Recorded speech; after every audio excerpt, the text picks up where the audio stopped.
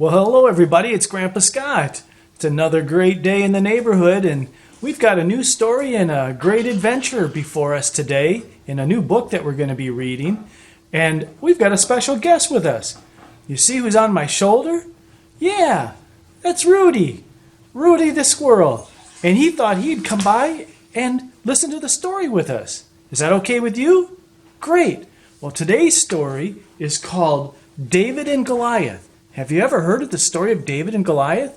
It's quite amazing. Should we read it? Okay, let's get started. Little lamb, David said, you've got to stop running off from the flock. I had to save you again today. That lion had you in its mouth. He was getting ready to eat you up.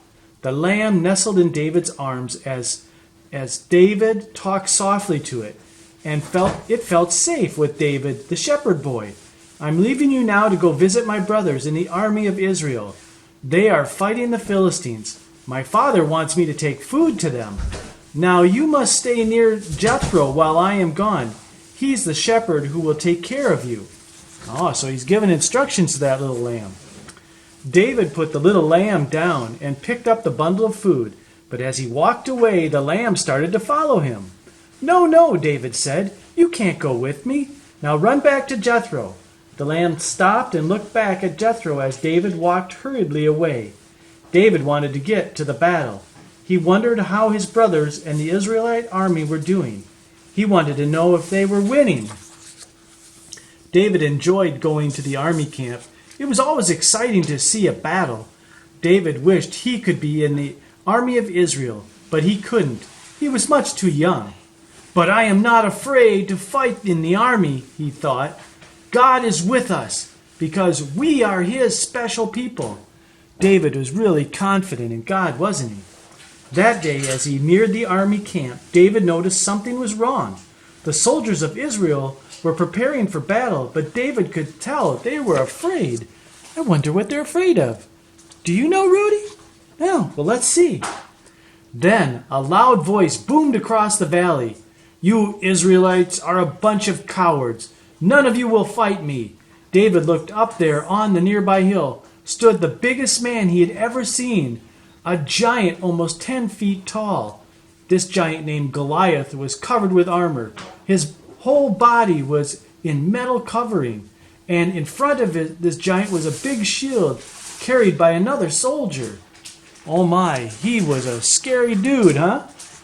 David asked about the giant. Why won't anybody fight this man Goliath? Because no one in our army is brave enough, they answered. Goliath will kill anyone who fights him. Just look how big and strong he is. But if someone would fight him, the battle would be over. David watched Goliath strutting back and forth. Then he said, I will fight this Philistine. I'm not afraid of him. God will help me. And he's just a young boy. The soldiers looked at David. He was only a boy. He couldn't fight Goliath. What was the matter with David anyway? They hurried to tell his older brothers, Eliab, what David had said. Your little brother David is planning to fight Goliath. He'll be killed. This news made Eliab very angry with David. How could this little brother fight a giant? Eliab thought David was just showing off. You're bragging, David, Eliab shouted at him. You should go home and take care of the sheep. You're not big enough to fight anyone. I wonder how that made him feel. But one of the soldiers told King Saul what David had said, and the king was happy to hear that David wanted to fight the giant. If David will fight the Goliath, I will give him my armor to wear. He can have my sword to use too. Bring him to me at once. When David was dressed in Saul's armor, he could hardly move, much less walk. No, David said. I don't need all this armor to cover me. I'm not used to wearing these things. Just let me go as I am in my shepherd's clothes. God will take care of me, as he has often helped me kill lions and bears when they have tried to take away any sheep from my flock. Lions and bears, can you imagine David fighting them off and killing them? So David took off the armor and he began to walk slowly towards the giant. He had only a sling to fight with. Goliath made fun of David when he saw David coming to fight him. "Are you fighting me with just a stick? You must be crazy. I'll kill you easily." Goliath was really confident. Then Goliath began to curse David, but David didn't seem to notice. He just walked calmly to the stream of water. He stooped down and he chose 5 smooth stones. He picked just the ones he wanted and put them in a pouch.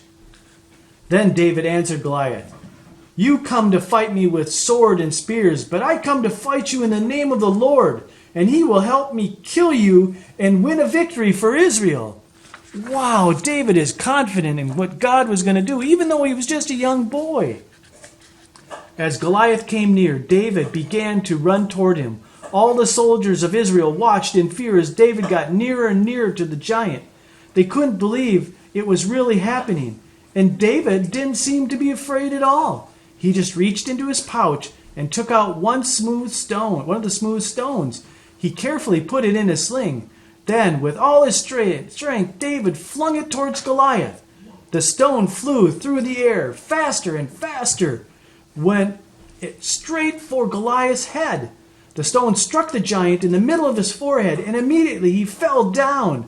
The ground shook as his big body fell with a loud thud. He lay without moving. The mighty giant was no longer able to get up and fight. So David got him with a stone with his sling. The soldiers stood silently watching. They could not believe the giant who had created such fear in them was down on the ground. It had seemed so easy for David. All he had done was fling a small, smooth stone from his sling. Then David ran to Goliath and grabbed the giant's sword, and he used it to kill Goliath. The soldiers shouted and cheered. David was a hero. God had used him, a small shepherd boy, to kill a mighty giant. This made the soldiers of Israel so brave they chased after the Philistine army and won the victory that day. Wow, that's an amazing story, isn't it, about David and his battle with Goliath? You know, it's not just a story. It's true. It's right from the pages of the Bible. And it should give you courage, because as you go through life, there's going to be things that are going to be like giant obstacles, giant things that you're going to have to overcome. And with God's help and trusting in Him, you'll be able to do that. So, as an encouragement, God gave us the story of David and Goliath. And Grandpa Scott and old Rudy here encourage you too, to make the best of every day that you have.